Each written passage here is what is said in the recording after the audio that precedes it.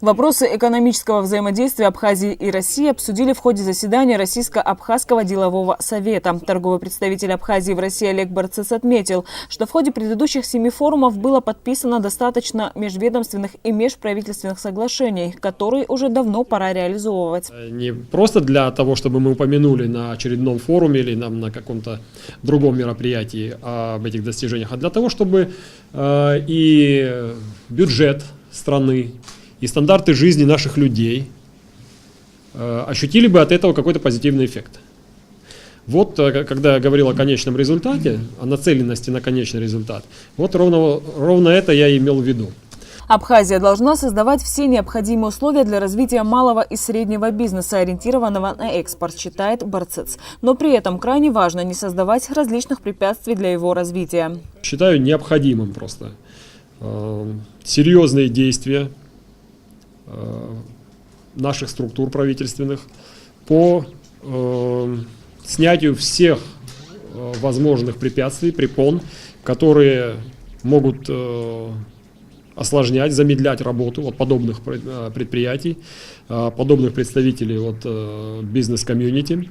Убежден, что это единственный путь, если мы хотим какого-то развития. Председатель Российско-Абхазского делового совета Андрей Сергеев отметил, что если абхазский продукт качественный, то он будет успешно реализован на российском рынке. Здесь можно привести пример предприятия «Дары Абхазии», 4-кратного обладателя золотых медалей аграрной выставки «Золотая осень». Фирма, по словам руководителя Эльдара Шохина, подписала договоры на поставку фруктового джема в города России. Производим мы варенье фейхоа, перетертое с сахаром. Это наш первый самый был, который мы начали производить.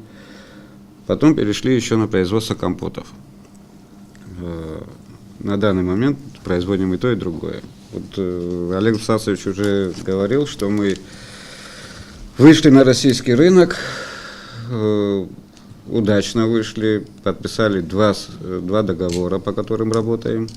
Это Костромская фирма одна, такая региональная крупная сетка, у них более 240 своих магазинов, где представлена наша продукция.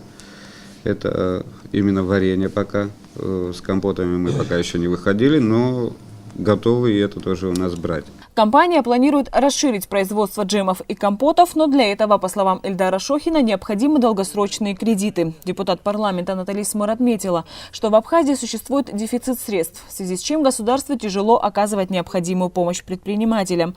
При этом Натали Смыр подчеркнула, что парламент намерен провести встречу с бизнес-кругами республики для обсуждения их проблем и оказания помощи. Анастасия Никонова, Сасракуагухава, Абаза ТВ.